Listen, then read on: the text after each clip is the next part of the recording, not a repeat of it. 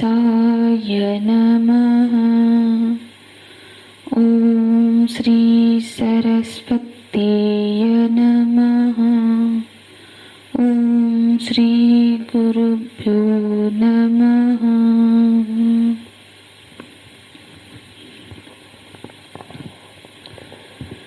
श्लोक 67-68। इंद्रियाणां हि चरतां यन्मनोनुविधीयते तदस्य हरति प्रज्ञां वायुर्नावमिवाम्बसि। तस्माद्यस्य महाबाहो निगृहीतानि सर्वशः इन्द्रियाणीन्द्रियार्थेभ्यः तस्य प्रज्ञा प्रतिष्ठिता। तस्य प्रज्ञा प्रतिष्ठिता। इंद्रियाणां हि चरताम्। इंद्रियां जब अपने विषय में विचरण कर रहे हो, भगवान ये नहीं कह रहे हैं कि हमेशा साधक समाधिस्थ ही उसको बैठना है। जीवन है तो फिर इंद्रियां तो व्यवहार तो करेंगी ही, लेकिन इंद्रियाणां हि चरतां यन्मनोनुविधीयते। समस्या तब होती, इंद्रियों के व्यवहार से कोई समस्या नहीं है। समस्या तो वहाँ होती है जब इंद्रिया विषयों को देर तक देखती रहती है या फिर उसके विषयों का चिंतन करती है, तो फिर उसमें उसके पीछे मन भी उसमें जब उलझ जाता है।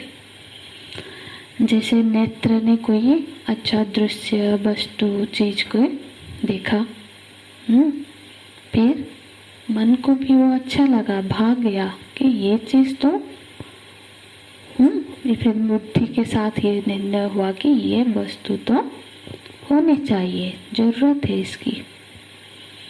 तो जब दृश्यों को देर तक देखा, चिंतन किया, तो मन भी इंद्रियों का अनुगमन करने लगा, उसके पीछे हो गया और उसके पीछे बुद्धि भी उससे संलग्न हो गई।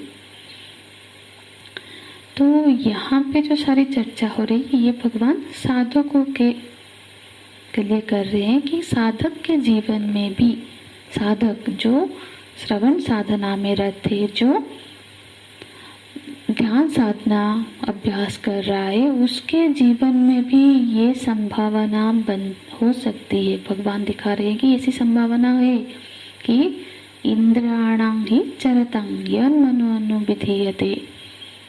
जब मन भी इंद्रियों का अनुगमन करने लगा, तब क्या हुआ? ये जो इंद्रियों के विषय में लगा हुआ मन था, उसने अपने ही भीतर जो प्रज्ञा, जो बुद्धि में जो प्रज्ञा प्राप्त हुई थी, जो प्रमा प्राप्त हुई थी, उसका हरण कर लिया। बाहर से कोई चोर नहीं आया, कोई डकैती नहीं हुई, मन ने ही उसको चुरा लिया। तदस्य हरति प्रज्ञा। तद अस्य, तद मने कौन?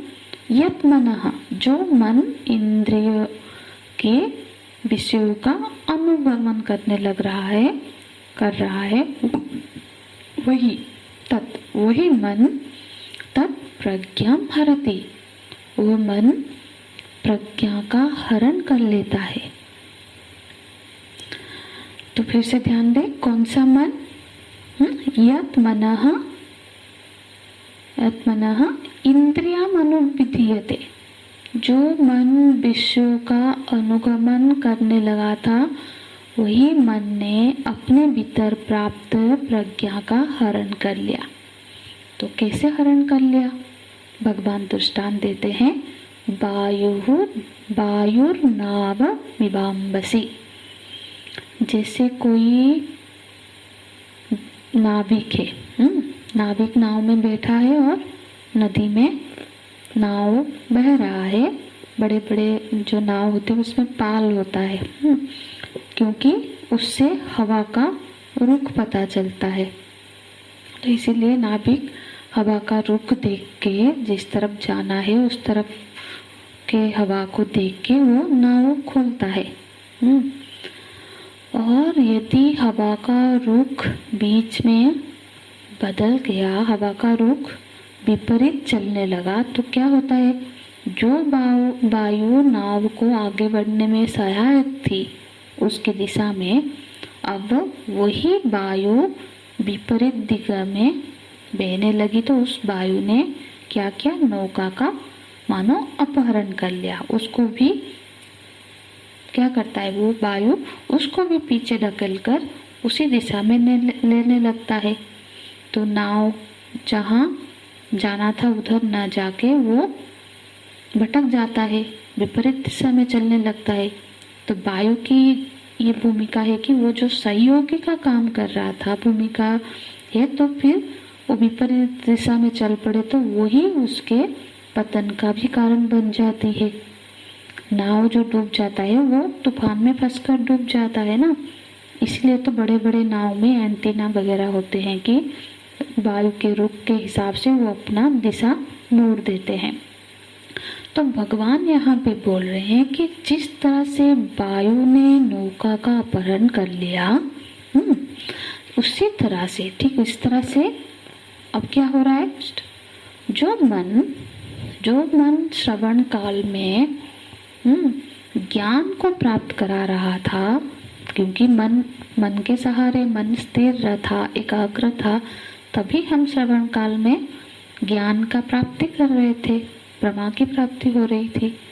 और वही मन ही जब अनंतर काल में विषयामुखी हो गया और विषयासक्त हो गया, तो उसी मन ने फिर उस समय विषय में आसक्त होके वो उस प्राप्त ज्ञान को जो बुद्धि में था उसको भुला दिया, हर लिया, मतलब उसको विस्मृत कर लिया। तदस्य हरति प्रज्ञा, प्रज्ञां हरति, जो बड़े मुश्किल से ज्ञान प्राप्त हुआ था, धन तो ठीक है, प्रज्ञा का हरण हो जाना माने क्या हुआ, विवेक बुद्धि चला जाना, तो फिर इंसान फंस जाता है। तो इसीलिए तो हम सबका भी अनुभव होगा कि जो श्रवण काल में जो हम सब सुनते हैं तो अच्छे से समझ आता है कि ऐसा करना है, ऐसा नहीं करना है, ये सही है। लेकिन जैसे ही हम प्रवृत्ति में आ जाते हैं, व्यवहार काल में आ जाते हैं, व्यवहार में फंस के व्यवहार करने लगते हैं बहुत राग द्वेषपूर्ण होके, तब वो बुद्धि हमारी विस्मृत हो जाती है। वो जो हमने श्रवण काल में सुना हुआ था वो हमको याद नहीं आता है। और आगे भगवान क्या बोल रहे हैं, तस्माद् यस्य महाबाहो, तस्माद्, इसलिए अब भगवान इस संयम की प्रकरण का निगमन कर रहे हैं। तस्मात् यस्य महाबाहो निगृहीतानि सर्वशः इंद्रियाणीन्द्रियार्थेभ्यः तस्य प्रज्ञा प्रतिष्ठिता। भगवान संबोधन कर रहे हैं, हे महाबाहो, यस्य इंद्रियाणि सर्वशः इंद्रियार्थेभ्यः निगृहीतानि, यस्य माने साधकस्य, जिसने अपने इंद्रियों को सर्वशः, एक दो इंद्रियों को नहीं, सारे इंद्रियों को, समस्त इंद्रियों को विषय से निग्रह कर रखा है। निग्रह कर रखा है माने बिल्कुल अलग नहीं, राग द्वेष से वियुक्त होकर वो व्यवहार कर रहा है। जो ऐसा कर रहा है तस्य प्रज्ञा प्रतिष्ठिता, उसी की प्रज्ञा स्थिर होती है। ये जो प्रकरण 58वें श्लोक में शुरू हुआ था, उसका यहाँ निगमन करते हैं भगवान यही 68वें श्लोक में। तो 58वें श्लोक को देखेंगे, वहाँ क्या था श्लोक, यदा संहरते चायं कुर्मंगानि व सर्वशः इंद्रियाणीन्द्रियर्थेभ्यः तस्य प्रज्ञा प्रतिष्ठिता। तो उसका जो नीचे का लाइन है और यहाँ जो है बिल्कुल सेम है। इंद्रियाणेन्द्रिय अर्थेभ्यः तस्य प्रज्ञा प्रतिष्ठिता। वहाँ पर बोला गया था कि जिस तरह से कछुआ सारे इंद्रियों को, अपने सारे इंद्रियों को विषयों से समेट लेता है, मतलब समेट लेता है, इसी तरह से जो साधक अपने सारे इंद्रियों को अपने बस में रखता है उसकी प्रज्ञा प्रतिष्ठित है। तो भगवान इस श्लोक का निगमन करते हैं कि जिसके बस में सारे इंद्रियां है, मन है, उसकी प्रज्ञा प्रतिष्ठित रहती है, उसकी प्रज्ञा का हरण नहीं होता है।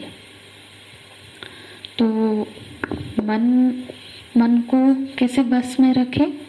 तो एक साधारण से 4 चीज़ें हम ध्यान रख सकते हैं मन को बस में रखने के लिए। एक तो प्राणायाम आदि से भी मन को बस में किया जाता है। बस में हो जाता है। प्राणायाम आदि का हम नित्य अभ्यास करें तो साधना के समय में, ध्यान के समय में पहले प्राणायाम आदि से मन को बस में करके फिर ध्यान का अभ्यास किया जाता है। और यदि हम वासनाओं को छोड़ने का निश्चय कर ले तब भी मन बस में हो जाता है। हम बिल्कुल निर्णय कर ले कि ये तो हम करेंगे, तो फिर भी इंद्रियां और ज़्यादा उसके प्रति प्रवृत्त नहीं हो पाती है। और तीसरा है संत से यदि प्रीति हो जाए, किसी महापुरुष से, संत से, गुरु की सानिध्य प्राप्त हो जाए, तब भी इंद्रियां बुरे कर्म की ओर नहीं जा पाती, मन बस में हो जाता है। और जो जैसे हमारे शरीर है ना, नाखून से लेकर बिल्कुल पूरे शरीर में, जैसे हमको यदि ये समझ आ जाए कि ये जो शरीर के भीतर जो है वो सारे जो कार्य हो रहा है वो किसके होने से हो रहा है। मानो हाथ कैसे उठता है, पाँव कैसे चलता है, आँख कैसे देखती है, कान कैसे सुनता है, बुद्धि कैसे सोचती है। यदि अध्यात्म विद्या हमें मालूम पड़ जाए, आत्मनेति अध्यात्म, जो शरीर के भीतर है ये होता है, उसका नाम अध्यात्म है।